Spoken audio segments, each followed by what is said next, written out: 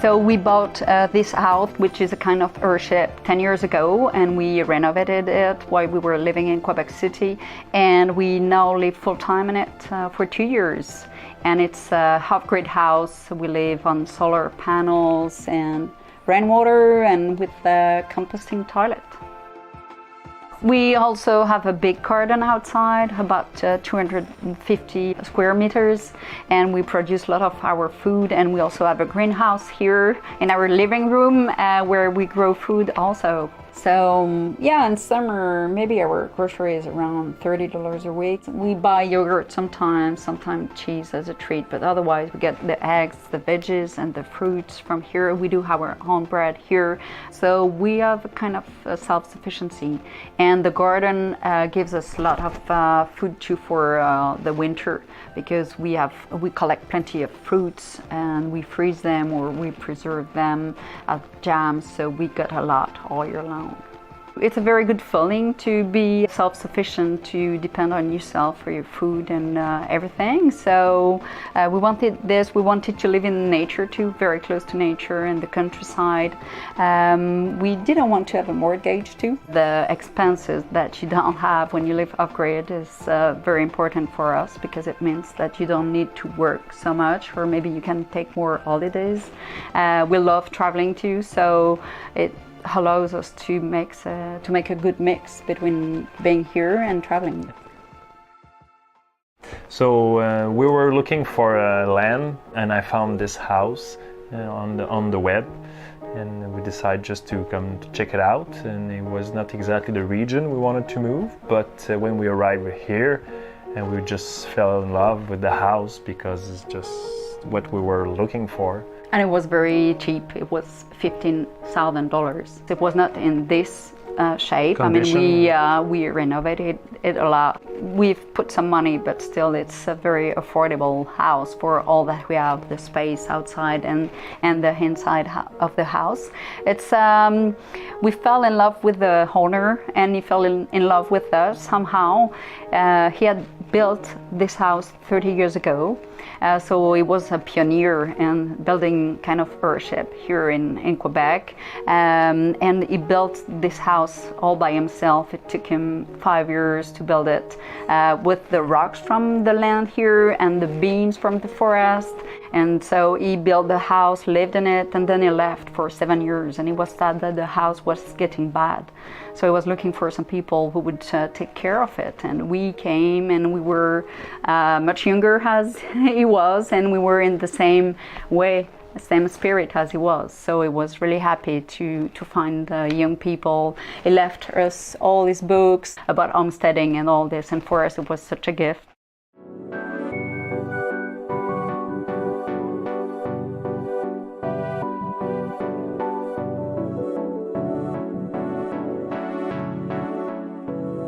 First 8 years we had the house. We were living in Quebec, and so we were commuting. We were coming here in the weekends and working on the house, but we're not really skilled in construction, so we needed help, and we had some help. And also we were working in the garden, because when we came here there was nothing, just a apple tree, so we planted everything. And for us it was very important to have the garden from the beginning, so we had the flashlight, and it was 10 at night, Saturday, and we were doing the garden because we had only 2 days. And then at the same time we launched a social economy enterprise, so we were very busy in town, and then we had our daughter, so it was quite a lot of job and back and forth doing all this. But we made it, and 2 years ago we decided, okay, now it's time to be full-time. So now we're able to garden like when we want, and we have plenty of space to do what we want, and so yeah, we feel kind of free. So the total house is around 100 square meters, with 35 meters for the greenhouse. We made it bigger because we wanted to have a living space in here. So we are now in the greenhouse. That's where we have a lot of our meals, because we have a table here. We also have our bathroom is in the greenhouse too, with a toilet and a shower. And we have an extra bed here for the visit and a sofa. And inside the house house. It's like a loft, so we have our bed, our daughter's bed. We have the kitchen and the dining room, and in the back we have a root cellar, and outside a shed and another toilet, composting toilet. The water is coming from the rain. We have different systems to collect the rainwater, and we have like big tank outside to collect the water from the greenhouse, and this water is transferred to a concrete cylinder on the ground. So this water is coming from gravity into the house, and we have another tank in the greenhouse, 1,000 liter. We collect the water from the roof, basically, that go inside the greenhouse, and we have another from the shed behind. This is mostly for the garden and for chicken. So in total, when everything is full, it can be 10,000 liters of water. So we almost never lack water. One challenge here is that we still didn't find spring water, so we need to go get our drinking water from another place, a cabin that where we have access that is not far from here. We could maybe drink the rainwater. Yes, it's filtered. We filter it, but we can use system to filter the water and to purify. But at the moment we didn't. For some reason we prefer to use the well at the other cabin. And it's quite simple that way.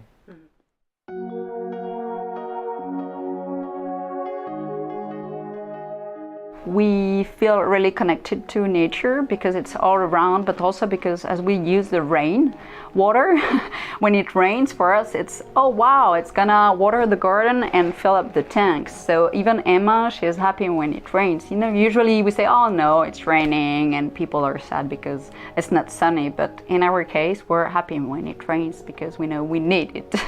And it's the same, I mean, with the sun, we need the sun to get our power. So it's a very close connection. We have two little system, solar system, and 2 pack of batteries, 2 solar panel, and it's very simple, but it works really well, and everything is fine. The most consumption that we have, it's using internet. Eventually we want to make it bigger. We try to use only 12 volt when it's possible, and all the lights and all the pump, and eventually I want to make internet as well 12 volt. For most of the time it's enough, but a little more would be even better. So most of the heat is coming from the sun because we're passive solar, but we live in Canada, so we have a wood stove. We have a Hamish cook stove that it is in the middle of the house, and we use it to cook. We use it for the hot water, and we use to eat the house. This house, it's because it's underground and because we have a greenhouse into the house, and it's kind of a challenge for sometimes for humidity, because the house can be cold and the greenhouse can be really hot, so it creates humidity, and that's the challenge, to create more ventilation, natural ventilation. It's especially when we are not here for a while. We come back from travel or at spring, for example, so the lower part of the walls can get humid. But we would deal with this, and we warm up the oven, and it works pretty well. But after 2 days, it's all right. We have 2 dry composting toilets. So one is inside, it's more for night and for our daughter, and in winter when it's freezing cold outside. The other one is outside, and it's the main one. And we have a pound for grey water. So we have plants that filter the grey water in the pound. It's only the water from the shower and the sink that go there. And that's it, it's that simple. The house itself works very well in winter, and even without heat it will stay above 0 degrees. And the former owner, he loved winter here. So someone who wants to live very relaxed and read books all winter long, it's a perfect place for this. And even in February, for example, we can be here with little clothes, and it can be warm on a sunny day. But most of the time, because we're travelers and we like discovering other places, and it's part of our lifestyle, most of the time we go away for winter winter. And usually we go for 2, 3, 4 months for travel. So we went to Europe. I come from France originally, so usually we go to Spain or France.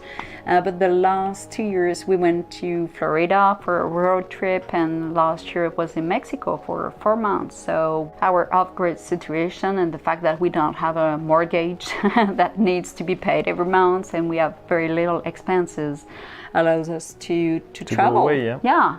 We kind of found a balance between our homesteading will. We want to have a garden and we want to grow our food, and also our wish to travel, because that's the two parts of our life, two things that we really love, and we managed to do it this way. Both, yeah.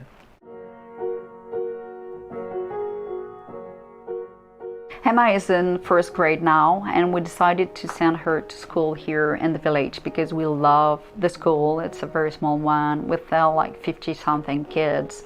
For us, it's important that she meets friends. She's an only child, and so it's good that she spends some time in a community of people of her age.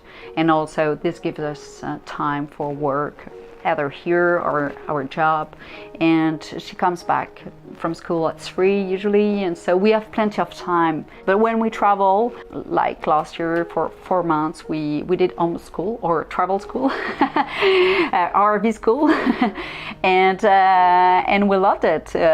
We did around 1 hour each day, and she didn't lose anything. She can read now already, and she liked it, and we liked it too. So, and we learned so much while traveling, so it's a good way to learn. We create Les Urbains Culteurs, urban gardening in Quebec City in 2009. It's a non-profit organization that we create together, and we were doing a rooftop garden, mini project in the city. It worked really well, and we changed kind of the mentality of horticulture in Quebec. So to plant more food in the city. So with this mission accomplished, we decided just to move away and to become a homesteader. And now we have a new project. We are ambassadors. We want to promote industrial hemp, the different use of it, and all the opportunity that can create for a Canadian economy. So yeah, we're now started the project 4 months ago, and we're really happy about it. Industrial hemp is allowed in Canada for 20 years now, but it's still emerging, re-emerging. When we started to read more about hemp, we realized how a great solution it is, because it provides food, it provides clothing, it provides construction material, shelter, yeah, so many things. It can make plastic, paper, and it's a very ecological plant. It doesn't require, pesticides, fungicides and all this, so it grows very easily.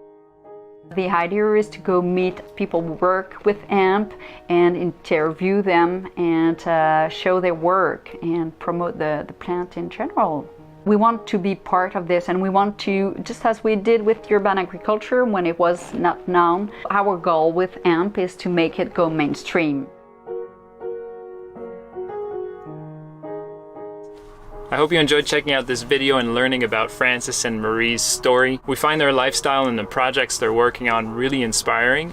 And if you want to learn more about the work they're doing to promote hemp as the amazing plant that it is, you can check them out on Facebook and Instagram at Hempbassadors. Also, if you want to see more stories of people living off-grid or in earthships, you can check out our playlists. They're also going to be linked in the description of this video. Thanks for watching. See you next time.